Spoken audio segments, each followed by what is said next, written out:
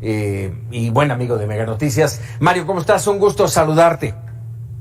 Paco, muy buenas noches. Un saludo a ti y a todo tu auditorio. Muchísimas gracias. Bueno, falta prácticamente ya una palomita para aprobar el presupuesto de egresos. ¿Tenemos algo de qué preocuparnos, Mario? Mira, yo te diría que sí, desafortunadamente, expresamente estoy aquí en la Cámara de Diputados, viendo cómo, pues, como tú lo dices acertadamente, no va a cambiar nada del presupuesto de egresos. Es un presupuesto que, como lo habíamos platicado en algunas ocasiones, sí, pues sigue privilegiando más de lo mismo de una manera, yo te diría, ineficaz e ineficiente. Es un presupuesto que no fomenta la recuperación económica ni el empleo. Es un presupuesto que privilegia este mal llamado gasto social, porque incluso ha sido observado por la Auditoría Superior de la Federación, y se olvida de la parte productiva de la economía. Y además esto no es algo nuevo. Mira, si nosotros revisamos qué ha sucedido en estos últimos 3 años, hemos visto que el gasto social ha crecido, pero la pobreza también ha aumentado. Es decir, es un indicador de que algo están haciendo mal. Oye Mario, no sería regresar a aquella frase, no me des, ponme donde hay.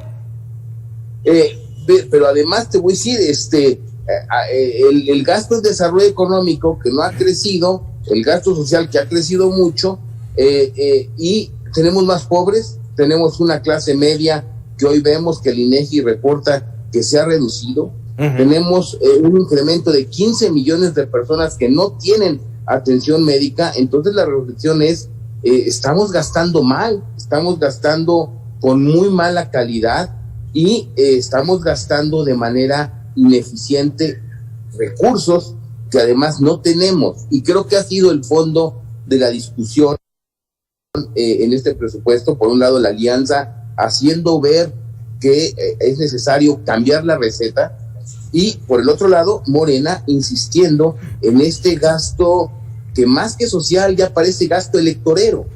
A mí me llama mucho esto la atención, porque incluso ahorita hemos visto que el aeropuerto, por ejemplo, padres de niños con cáncer se han vuelto a manifestar.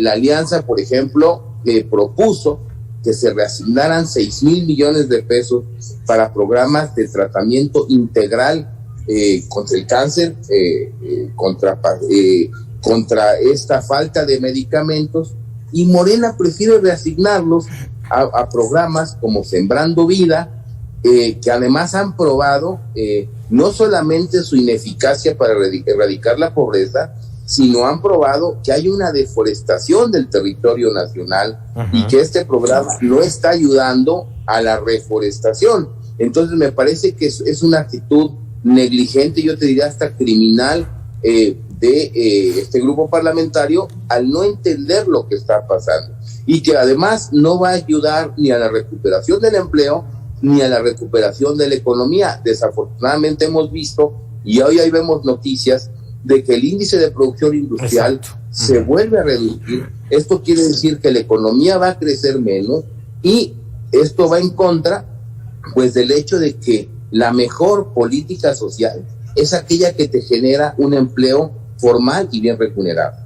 Oye, agregado esto que estabas mencionando del tema de la caída de la producción industrial, también hay que ver la otra parte que hoy nos dan a conocer el Banco de México con esta subida en las tasas de interés, y que a juicio mío, aunque el experto eres tú, va a poner un 2022 muy, muy complicado. No, y yo coincido totalmente contigo, Paco, y añadiendo también que una de las razones por el aumento de la tasa de interés, pues es el aumento de la inflación, y ya estamos uh-huh. viendo que vamos a alcanzar niveles no vistos desde hace 2 décadas. Y que hay un impuesto que sea el impuesto más injusto a la pobreza, es la inflación, y es precisamente lo que se ha duplicado, pues yo te diré en este año, y que tal pareciera que no va a cesar, que también va a ser alta en el próximo año. Entonces volvemos a presentar un escenario de bajo crecimiento económico, uh-huh. de baja creación de empleos y de una inflación creciente, lo cual pues desgraciadamente nos puede llevar a que la pobreza, la desigualdad del ingreso continúe incrementándose, aún en contra, pues, de este incremento, vamos a llamarlo así, desmesurado o desordenado en el tema del gasto social. A ver, esto no va a cambiar, con eso arrancamos prácticamente esta charla, no va a cambiar, el presupuesto va a ser autorizado y aprobado tal y como está. ¿Qué nos toca como sociedad hacer para enfrentar lo que ahora se nos vendrá? Mira, tendremos que ser muy cuidadosos en nuestras finanzas, y qué bueno que lo mencionas. Todos sabemos que en pocos días, si no es que mañana, empieza el llamado Buen Fin. Habrá que cuidar nuestro dinero. El hecho de que aumente la tasa de interés implica que el costo del dinero aumenta, es decir, el dinero va a ser más caro.